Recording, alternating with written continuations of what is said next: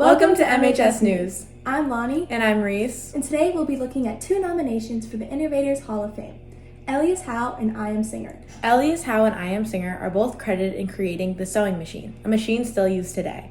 Elias Howe was born in 1819 and was given the idea of creating a sewing machine by one of his co-workers, as they observed their wives spending a great amount of time hand sewing clothing. This is an image of one of Elias Howe's first sewing machines. As you can see, the pool of thread was wrapped around a wheel and an arm of wood held out the needle. In order for Howe to gain credit for this invention, he had to sign several patents. However, he ended up selling his patents and his machine so he could get enough money to go to America to see his dying wife.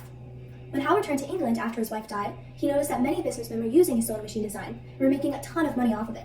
Because of this, Howe bought back his patent papers and his machine and wrote letters to those that he thought copied his machine. This led to the famous court case between Elias Howe and I Am Singer. I Am Singer was born in 1811 and was an apprentice mechanist at the age of 19.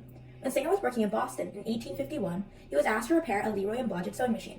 After 11 days, Singer designed and constructed a whole new improved model, which he patented under I Am Singer & Company. This new model, unlike its predecessor, focused on a more practical and domestic usage sewing machine for households. These improvements are seen in all new sewing machinery. Because Singer adapted an already licensed machine, arguments were followed protecting inventors' rights, revenue, and ideas, which led to Elias Howe taking Singer to court. The court case between Howe and Singer happened to decide who should be credited with the invention of the sewing machine. This case started a patent war as companies such as Wheeler and Wilson and Glover and Barker fought for their innovative rights from Singer as they had patents on parts the improved sewing machine contained and used. This war was resolved with America's first ever patent pool.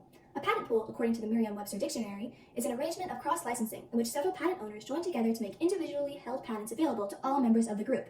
This allowed Singer to use the parts previously licensed by other people or corporations in his machine.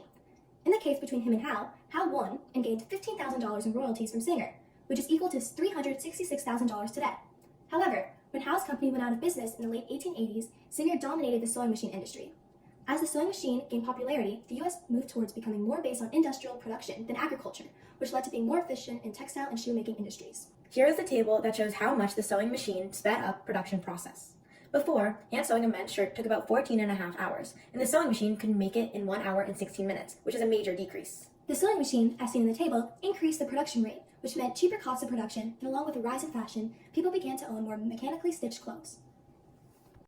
In the year 1900, sewing machines made not only clothing, but also awnings, tents, sails, clothes bags, book bindings, book manufacture, flags, etc. Today, we still use sewing machines to produce all the same items, especially clothing. Currently, consumerism makes up 68% of the GDP, which goes hand in hand with the U.S. economy. The average person spends $200 a month on clothing, and $880 million in taxes per year are generated from the clothing industry. Not only did the sewing machine increase the economy and lower prices on clothing and goods, but it also allowed for new jobs. Clothing and retail make up 75% of the jobs today. We now also see the ready-made clothing industry. This means that clothing production is so fast that it's pre-made in stores instead of being made to order. Today we have Lonnie on the scene to talk about how society would look without sewing machines. Take it away. Thank you. Today I'm on site at the Burlington Mall during one of the busiest shopping days of the year.